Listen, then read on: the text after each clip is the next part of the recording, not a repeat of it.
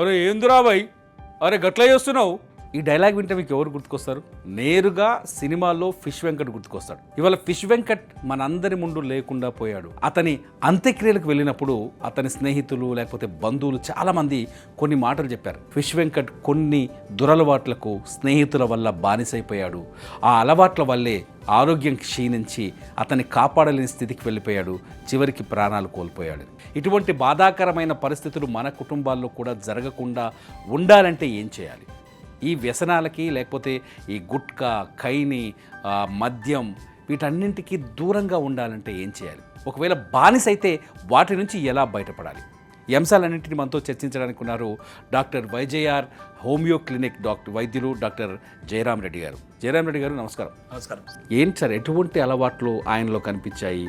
అటువైపు డైవర్ట్ అవ్వడానికి కారణాలు ఏంటి? ఇక మానసిక సమస్యలా లేకపోతే ఫైనాన్షియల్ సమస్యలా? ఆ అలవాటు నుంచి బయటపడలేకపోయాడు? ఏదైనా అలవాటు వ్యసనంగా మారితే ఎవరి పరిస్థితి అనేది ఇలాగే ఉంటుంది. ఇప్పుడు సినీ ఫీల్డ్ కాబట్టి ఇక్కడ ఈ ఫిష్ వెంకటేష్ గారి స్టోరీ ఇప్పుడు మనం గమనిస్తున్నాం. ఇదివరలో శ్రీహరి గారు, ఓకే, వారి గురించి నాకు తెలియదు, ఎందుకంటే ఇదివరలో సోషల్ మీడియా అంతగా లేదు. ఇప్పుడు సోషల్ మీడియా ఉంది కాబట్టి ఫిష్ వెంకటేష్ గారి వీడియోలు చాలా ఉన్నాయి, కనపడుతున్నాయి. సో ఇదివరలో శ్రీహరి గారు చనిపోయినప్పుడు నా దగ్గరికి సినీ ఫీల్డ్ వాళ్ళు కొంతమంది ట్రీట్మెంట్ కోసం వచ్చారు. గుట్కా అలవాటు ఉన్న వాళ్ళు, ఆల్కహాల్ అలవాటు ఉన్న వాళ్ళు, కంటిన్యూగా అదే ఫీల్డ్కి సంబంధించిన వాళ్ళు వస్తుంటే నేను అప్పుడు చూస్తే అప్పుడు శ్రీహరి గారు చనిపోయారని నాకు తెలుసు. అదే వాళ్ళకు గుట్కా అలవాటు, ఆల్కహాల్ అలవాటు ఉంది అనే నేపథ్యంలో ఈ సినీ ఫీల్డ్కి సంబంధించిన వాళ్ళందరూ ట్రీట్మెంట్కి వచ్చారండి. సో అప్పుడు ట్రీట్మెంట్ వాడారు. ఇప్పుడు ఫిష్ వెంకటేష్ సినీ ఫీల్డ్కి సంబంధించిన వ్యక్తి కాబట్టి ఆయన చనిపోవడం వల్ల దాన్ని భయపడిన సినీ ఫీల్డ్ వాళ్ళు కొంతమంది సినీ ఫీల్డ్కి సంబంధించిన వాళ్ళు దాంట్లో వర్క్ చేసే వాళ్ళు ట్రీట్మెంట్కి వస్తున్నారు ఈ మధ్య కాలంలో. సో ఫిష్ వెంకటేష్ గారు మనం గమనిస్తే ఇంకొకటి ప్రధానంగా చెప్పాలంటే దాదాపు ఒక 3-4 సంవత్సరాల కిందట నా దగ్గరికి వచ్చారండి వీరు. ఓకే, గుట్కా మానడానికి నా దగ్గరికి వచ్చారు. నా దగ్గర కౌన్సిలింగ్ తీసుకున్నారు, మెడిసిన్ కూడా అడ్వైజ్ చేశాను నేను. మెడిసిన్ అడ్వైజ్ చేస్తే వాళ్ళు వేరే పేషెంట్, మానిన పేషెంట్ ఫ్రెండ్ ద్వారా వచ్చాడు. సో ఆ ఫ్రెండ్ తీసుకొని వచ్చాడు, నేను ఒక అలవాటు మానిపించాలండి, కౌన్సిలింగ్ అటెండ్ అయ్యండి చెప్పాను. సరే డాక్టర్ గారు మానుతాను. అప్పటికే దాదాపు ఒక 20-25 గుట్కాలు తింటున్నట్లు నాకు జ్ఞాపకం ఉంది. సో గుర్తించాను, ఎందుకంటే సినిమాల్లో చేస్తారు కాబట్టి కూడా కొంత సినిమాలు అప్పుడప్పుడు చూస్తుంటా కాబట్టి అప్పుడే అడ్వైజ్ చేశాను, మెడిసిన్ వాడండి తగ్గిపోతుంది అన్నప్పుడు. కౌన్సిలింగ్ అటెండ్ అయ్యి మెడిసిన్ వాడలేదండి. మెడిసిన్ వాడంటే ఆయన పరిస్థితి ఎలా ఉండేది మనం తర్వాత విషయం. మెడిసిన్ వాడకపోవడం, నెగ్లెక్ట్ చేయడం వల్లనే ఈయనకు ఈ కిడ్నీ ఫెయిల్యూర్ అయిపోయి తర్వాత హెల్త్ సమస్యలు వచ్చి చనిపోయారు. మరి ఈ మీడియాలో కథనాల ప్రకారం ఫిష్ వెంకటేష్ గారికి వాళ్ళ ఫ్రెండ్స్ చెప్తున్నారు నేరుగా, ఎవరైతే ఆ జబర్దస్త్ గ్యాంగ్ అనో వీళ్ళందరూ వచ్చారు పాపం ఆయనకు సంతాపం తెలియజేయడానికి, వాళ్ళందరూ చెప్తున్నారు అన్నని దోస్తులు డైవర్ట్ చేసిర్రు, అక్కడ తీసుకుపోయారు, ఆయన సంపాదించిన డబ్బుల్ని అన్ని వ్యసనాలకు ఖర్చు పెట్టేశాడు, చివరికి ఫ్యామిలీ రోడ్డున పడే పరిస్థితి ఏర్పడింది అని చెప్తున్నారు. అసలు ఈ వ్యసనం ఎట్లా ఇరుక్కుపోయాడు ఇందులో అనేది ఇప్పుడు అతిపెద్ద ప్రశ్న. వీటి నుంచి బయటపడలేమా అని. ఇతను వ్యసనాల నుంచి బయటపడాలనుకున్నా కూడా ఇతనికి ఒక సర్కిల్ అనేది ఉంటుందండి. ప్రతి ఒక్క వ్యక్తికి డబ్బు అంటే మీరు డబ్బు ఖర్చు పెట్టగలుగుతారు అనుకోండి, మీ చుట్టూ 10 మంది దోస్తులు తోడవుతారు, ఆటోమేటిక్గా తోడవుతారు. అయస్కాంతము ఎలాగైతే ఇనుమును ఆకర్షిస్తుందో ఆ విధంగా దోస్తులు తయారవుతారు. మీరు మానాలనుకున్నా మీ చుట్టూ ఉన్న ఎవరు మానిపించారు మిమ్మల్ని.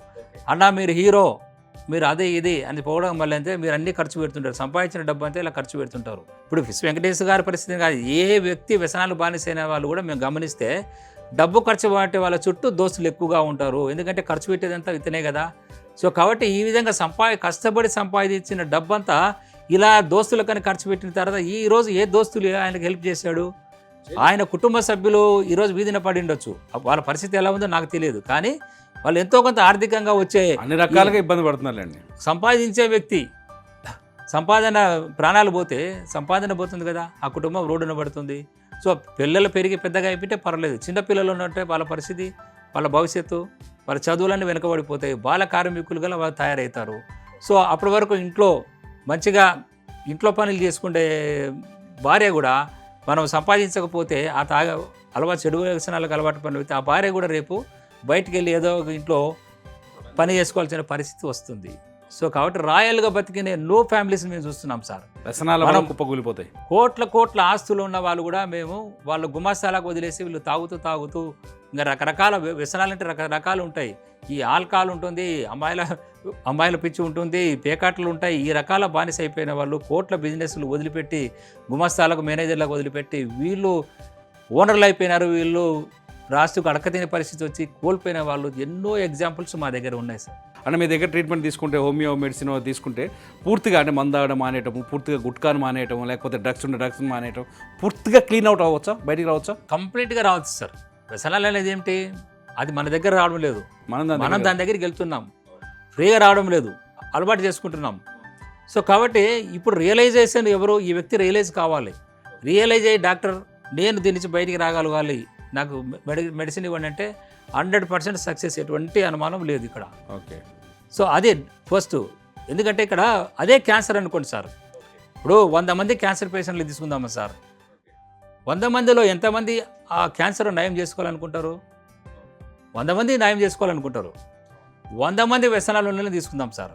ఓకే. 100 మంది వ్యసనాలు ఉన్న వాళ్ళు గుట్కా కానీ ఆల్కహాల్ కానీ వీళ్ళని తీసుకుంది. ఎంతమంది బయటికి రావాలనుకుంటున్నారు అనేది ఇంపార్టెంట్ పాయింట్ ఇక్కడ. ఇప్పుడు డాక్టర్లు ఎప్పుడైనా క్యాన్సర్ ట్రీట్మెంట్ అయినా ఇక్కడ ఏంది 100 మంది సహకరిస్తున్నారు, సక్సెస్. ఇక్కడ డి అడిక్షన్ ట్రీట్మెంట్ 100 మందికి మేము ట్రీట్మెంట్ చేస్తున్నాం. అంటే ట్రీట్మెంట్లో కూడా పూర్తి స్థాయిలో పాటించాలి.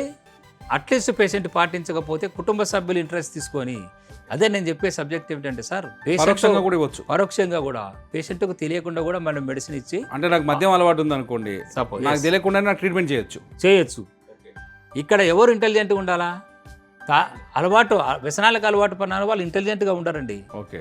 మేము పదే ప్రతి వీడియోలో చెప్తుంటాం, ఫ్యామిలీ మెంబర్స్ మీరు ఇంట్రెస్ట్ చూపండి, అతను వాడకపోతే మీరు ఎలాగోలో చెప్పి తీసుకురండి, లేదా రాని పరిస్థితుల్లో మీరు తెలియకుండా కూడా వాడండి.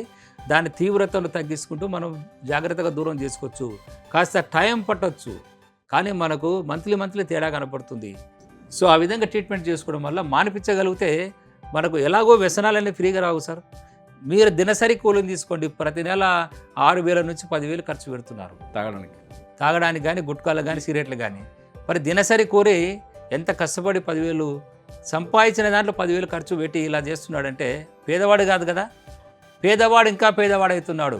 ముఖ్యంగా ఫ్యామిలీ మెంబర్స్ దీని మీద అలర్ట్ అయి ఉండాలి, వాళ్ళు తీసుకోవాలి. ఎందుకంటే వ్యసనాలకు బానిసైన వాళ్ళకు వాళ్ళు తీసుకున్నంతసేపు ఆనందం ఉంటుంది. వ్యసనాల్లో బయటికి రావాలంటే పాజిటివ్ వేలో ఎలా రావాలి ఏమిటి అనేది మేము కొన్ని ట్రిక్స్ చెప్తాం. ఆ ట్రిక్స్ ప్రకారం మెడిసిన్ వాడుతూ ఫ్యామిలీ కౌన్సిలింగ్ ఇవన్నీ ఉంటాయి సార్. ఇవన్నీ అప్లై చేస్తే వ్యసనాలను తప్పకుండా మానిపించవచ్చు. మీ ఫ్యామిలీ మెంబర్స్, ముఖ్యంగా మీ భర్తో, తండ్రో, తమ్ముడో, లేకపోతే మీ బంధువుల్లో ఎవరో ఒకరు ఈ వ్యసనాలకి, మద్యం, సిగరెట్, గుట్కా ఇటువంటి వ్యసనాలకి బానిసైతే వాటి నుంచి వారిని తప్పించడానికి మీరు సీక్రెట్గా వైద్యం చేయించవచ్చు. ఎలా చేయాలి అని మీరు ఆలోచిస్తే వెంటనే స్క్రీన్ పైన ఉన్న నెంబర్కి కాల్ చేయండి. డాక్టర్ జయరామ్ రెడ్డి గారు స్పందిస్తారు. ఆన్లైన్లో కూడా మీరు ట్రీట్మెంట్ తీసుకోవచ్చు, నేరుగా ఆయన దగ్గరికి వెళ్ళి కన్సల్ట్ చేసుకోవచ్చు. ఎవరైనా వ్యసనాల నుంచి మీ ఫ్యామిలీ మెంబర్స్ని పడేయాలంటే వెంటనే జయరామ్ రెడ్డి గారికి ఫోన్ చేయండి. Thank you very much sir. అవశ్యం.